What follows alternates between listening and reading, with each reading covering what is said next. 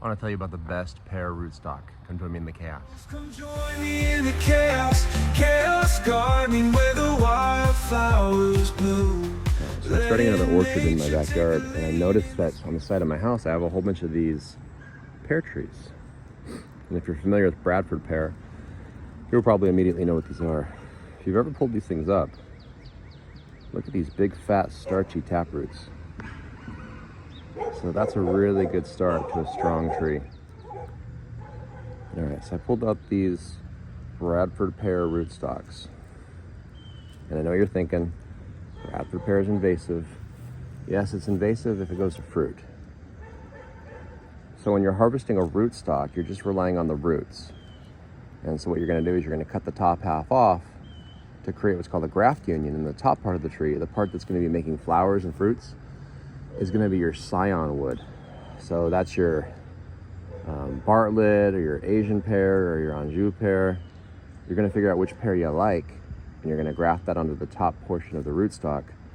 So all the leaves, all the flowers, everything that's happening from the quote unquote productive part of the pear tree is coming from your scion wood. All your Bradford's doing is being your rootstock, absorbing your nutrients, absorbing your water, making that giant taproot, stabilizing your tree. And Bradford is really, really good at doing all those things.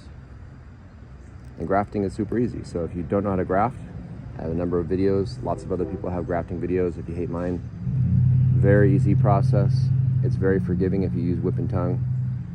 So even if your slant cut's not straight or your whip isn't very good, when you push those things together and wrap them real tight with flagging tape, it'll just meld together and do what it's supposed to do. So once you get these things out of the ground, they're gonna struggle because you've just taken them out of the ground. They might dry out, and so you want to make sure that you cut off a large percentage of this top growth. I'm not gonna just stick them in the ground with all these leaves on them. I'm probably gonna cut them back to probably 5 or 6 leaf positions, leaf nodes, and then chop off most of this stuff.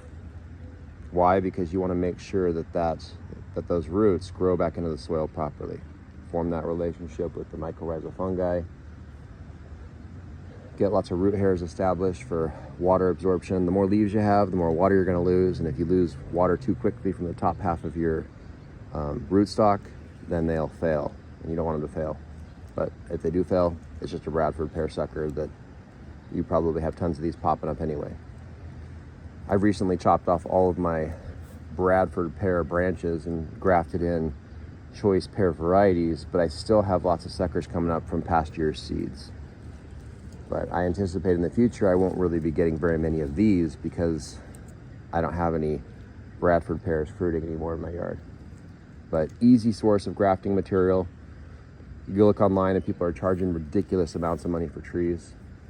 I'm not paying $50, I'm not even paying $20. And I've seen some websites, like, no offense to fast growing trees, but what the crap, $129 for pear trees? Come on. You can get pear trees for free. And it takes like 5 minutes to do a graft, so that's just ridiculous. If you're close by and you need help, I'll help you for free, because it's fun.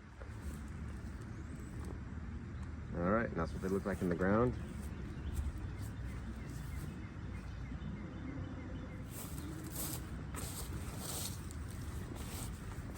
Whenever you do stuff like this, you're going to want to soak the soil and then, of course, mulch up real well to keep the soil from drying out. That way your newly planted rootstocks don't fail, especially if you're doing this in July like I am. Probably not the best idea. But if I'm doing landscaping and clearing weeds and things like that, and I happen to have rootstocks for weeds, I'm either going to destroy them or dig them up and move them. So if they fail, they fail.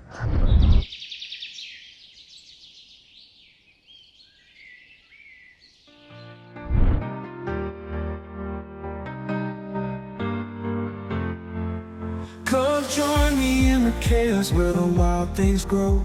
Embracing nature's rhythm, letting seeds we sow. In the sun we'll toil with dirt between our toes. God's rules for plants, only Father Adam knows. Come join me in the chaos, chaos gardening where the wildflowers bloom.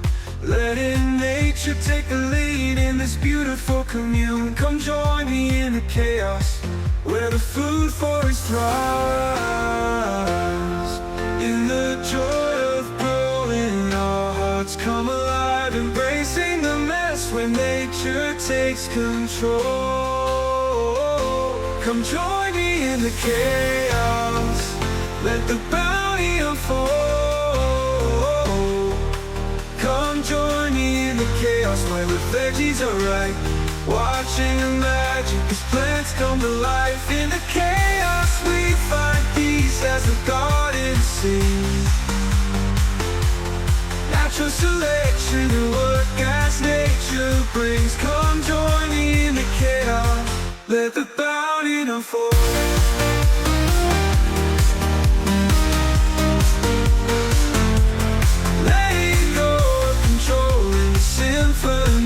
Of green,